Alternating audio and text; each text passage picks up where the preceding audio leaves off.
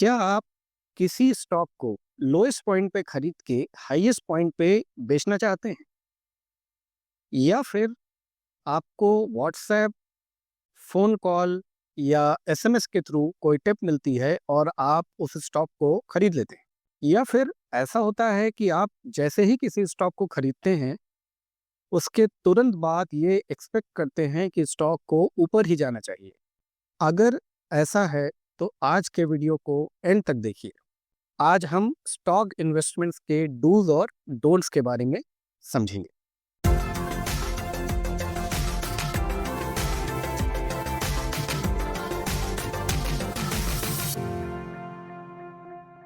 आज बात करते हैं रिटेल इन्वेस्टर्स के लिए स्टॉक इन्वेस्टमेंट में डूज एंड डोंट्स के बारे में।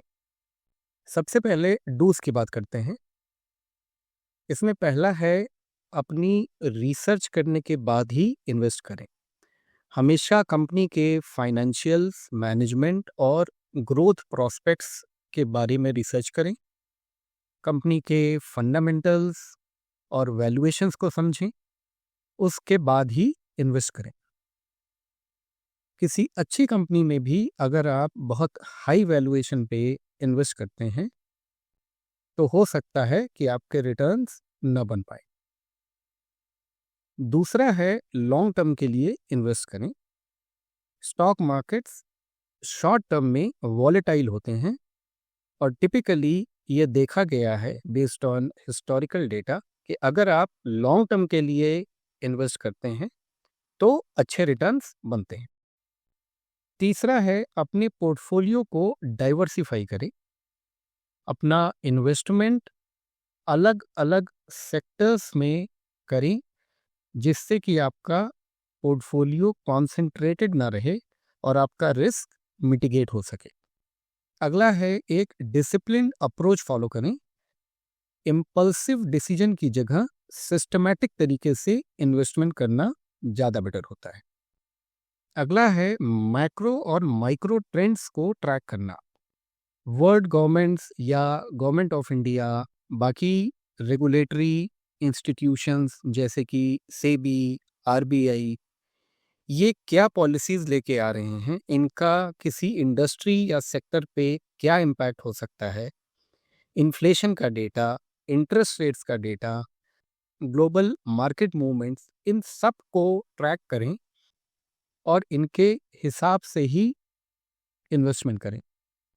अगला है, अंडरस्टैंड द रिस्क।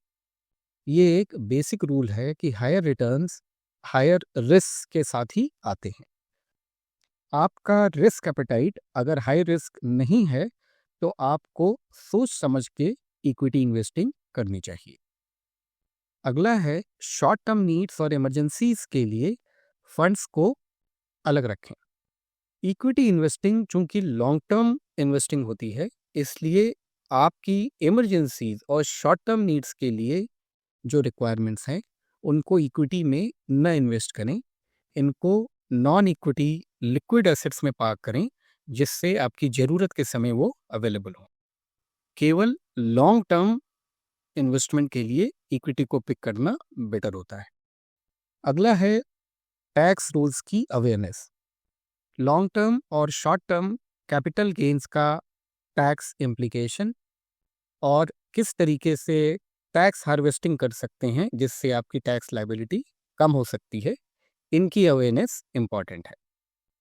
और फाइनली, प्रोफेशनल एडवाइस लें।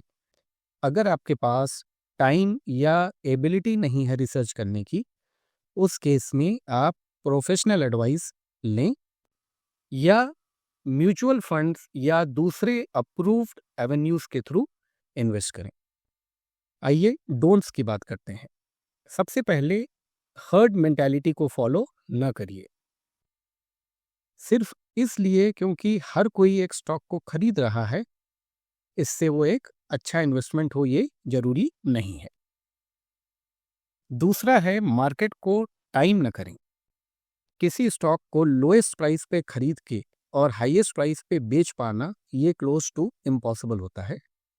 उसकी जगह वैल्यू इन्वेस्टिंग पे फोकस करें, जहां पे आप एक अच्छे प्राइस पे एक अच्छी कंपनी को खरीदें और उसमें इन्वेस्टेड रहें। अगला है, टिप्स के हिसाब से इन्वेस्टमेंट न करें। हमेशा जो इन्फॉर्मेशन आपके पास आई है उसको वैलिडेट करें अपनी खुद की रिसर्च करके। ऐसा इसलिए है क्योंकि ये जो टिप्स आती हैं इनमें बहुत सारी मिसलीडिंग होती हैं और इन पे एक्ट करके आपका लॉस हो सकता है। अगला है, फंडामेंटल्स को इग्नोर न करें। बहुत बार ये होता है कि वीक कंपनीज के शेयर्स बढ़ने शुरू हो जाते हैं और बहुत सारे लोग उनमें इन्वेस्ट करना शुरू कर देते हैं। इसको अवॉइड करें क्योंकि ये बैकफायर कर सकता है। अगला है, बोरोड मनी से इन्वेस्टमेंट न करें। कभी भी ऐसे पैसे को इन्वेस्ट न करें जिसको आप लूज करना अफोर्ड नहीं कर सकते। हमेशा अपना पैसा ही इन्वेस्ट करें। अगला है, मार्केट करेक्शंस में पैनिक न करें। इक्विटी मार्केट्स साइकिल्स में चलते हैं, फ्लक्चुएट होते हैं। पैनिक में आके अगर आप अपने स्टॉक्स को बेच देंगे तो आपको लॉस होगा। अगर आपने रिसर्च करके फंडामेंटली अच्छी कंपनीज को अच्छे वैल्यूएशंस पे खरीदा है तो आप पेशेंटली वेट करें। अगला है, डाइवर्सिफिकेशन को इग्नोर न करें। अपना सारा पैसा किसी एक स्टॉक या सेक्टर में डालने से आपका रिस्क बढ़ता है। डाइवर्सिफिकेशन हमेशा एडवाइजेबल होगा। अगला है, पोर्टफोलियो रिव्यू को नेग्लेक्ट न करें। अपनी होल्डिंग्स को रेगुलरली असेस करें और रीबैलेंस करें अगर जरूरत है। अगर किसी एक स्टॉक का या कुछ स्टॉक्स का जो कि आपके पोर्टफोलियो में है उनका वेटेज बहुत ज़्यादा हो जा रहा है, उस केस में आपको रीबैलेंस करने की ज़रूरत होगी। अगला है, अनरियलिस्टिक एक्सपेक्टेशंस न रखें। ये बहुत कॉमन प्रॉब्लम है कि जैसे ही कोई एक स्टॉक आप खरीदते हैं उसके तुरंत बाद आप एक्सपेक्ट करते हैं कि स्टॉक प्राइस ऊपर जाना चाहिए।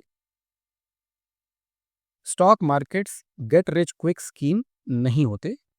मार्केट में इन्वेस्ट करने के बाद पेशेंटली वेट करना होता है। नेक्स्ट है, लेवरेज लेके इन्वेस्टमेंट न करें। अगर आप फ्यूचर्स एंड ऑप्शंस या ऐसे ही दूसरे लेवरेज प्रोडक्ट्स को कंप्लीटली नहीं समझते तो इनमें पैसा न डालें, इनसे दूर रहें। इसमें आपका नुकसान हो सकता है। आशा है आपको आज का वीडियो अच्छा लगा होगा। लाइक करें, शेयर करें, सब्सक्राइब करें और कमेंट करके पूछें अगर आपके कोई क्वेश्चंस हो तो।